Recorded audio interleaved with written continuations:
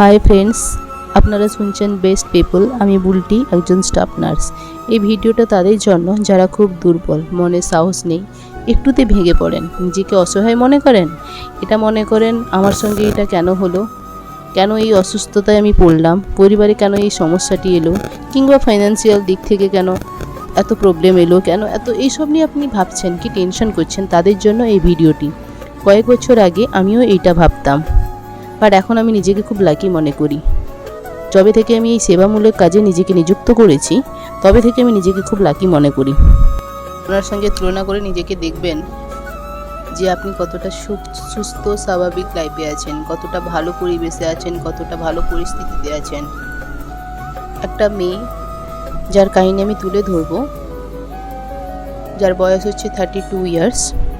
উনি একজন কবি, খুবই ট্যালেন্টেড একজন মেয়ে, আনম্যারিড পারসন, যিনি কয়েক বছর ধরে মেন্টালি ডিসঅর্ডারে ভুগেছেন, যার ট্রিটমেন্ট উনি নিয়েছেন।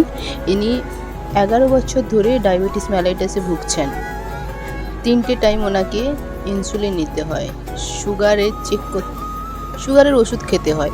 11 বছর বয়স থেকে তিনি এইটা বয়ে বেড়াচ্ছেন।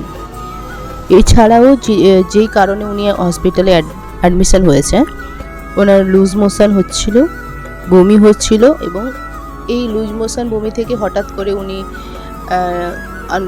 আনকনসিয়াস হয়ে পড়েন। তারপরে উনি হসপিটালাইজড হন।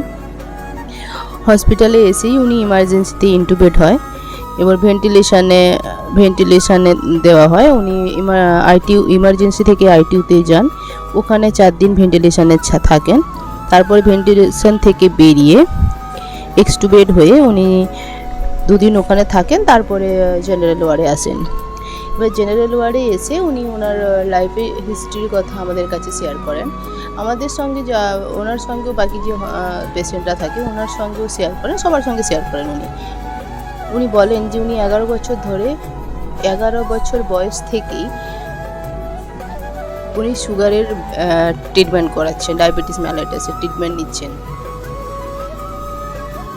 এবং উনি খুবই ভালো কবিতা লিখেন, উনি লিখেছেন, আমাদের সবাইকে শুনিয়েছেন। আর ওনার মনে এতটাই জোর, এতটা সাহস, একজন পেশেন্ট বেডে থেকেও আরেকজন পেশেন্টকে সাহস যোগানো, ওনার মনোবলকে বাড়ানো, এটা সাধারণ একটা মানুষের ক্ষেত্রে সম্ভব নয়।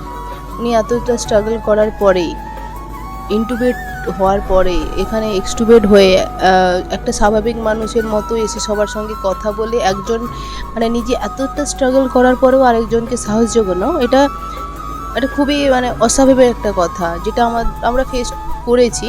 সেটা আমিও চাই যাতে এই কথাটা শুনে আপনিও নিজের মনকে বোঝান যে আপনি এইরকম একটা পরিস্থিতিতে ফেস করেননি। একজন মানুষ ফেস করে কতটা মনে শক্তি থাকে এবং কতটা শক্তি আছে, যার জন্য উনি এত সহজেই এই সিচুয়েশনটাকে হ্যান্ডেল করে বেরিয়ে আসতে পেরেছেন, নিজেকে সুস্থ করে তুলতে পেরেছেন। এবং উনি 2 দিন জেনারেল ওয়ার্ডে থাকেন, কিছুদিন পরে ওনার ডিসচার্জ হয়ে যায়, উনি বাড়ি যান। আমি এটাই বলতে চাই যে এত কিছু সিচুয়েশান ফেস করার পরেও কতটা এনার্জেটিক থাকেন, কতটা সাহসী হলে এরকম হয়। তো আমি বলতে চাই আপনারাও খুব সাহসে নিজের মনকে সাহস দিন যে এরকম সিচুয়েশান তো আপনাদের সঙ্গে ঘটেনি, আপনারা কতটা ভালো আছেন, তাহলে কেন নিজের মনকে দুর্বল করবেন, কেন এত অসহায় মনে করবেন। তাই আমি চাই আপনারা ভালো থাকুন। এই কাহিনী শুনে আপনাদের নিজের মনোবলকে বাড়ান যে আমরা সত্যি খুব ভালো আছি। যেই সমস্যা আছে এটা তো সামান্য কিছু, এটা থেকে তো আমি ইজিলি বেরোতে পারবো। সেই মনের জোরটাকে দিন, তবে আপনারা দেখবেন তাড়াতাড়ি সুস্থ হতে পারবেন। কিংবা আপনার পরিবারে কেউ হতে পারে, কিংবা আপনার আত্মীয় স্বজন কেউ হতে পারে, আপনি ওনাকে বোঝান, আপনি সাহস দিন, আপনি নিজেকে বোঝান, নিজের মনকে সাহসী করুন। আর এই ভিডিওটা আপনি আপনার পরিবারের সবাইকে শোনান, সবাইকে শেয়ার করুন, আর লাইক আর সাবস্ক্রাইব করুন, যাতে একজন মানুষের ভেতরে এই সাহসটুকু জেগে ওঠে, উনিও স্বাভাবিক লাইফ কাটাতে পারেন, আগে বাড়তে পারেন। Thank you so much.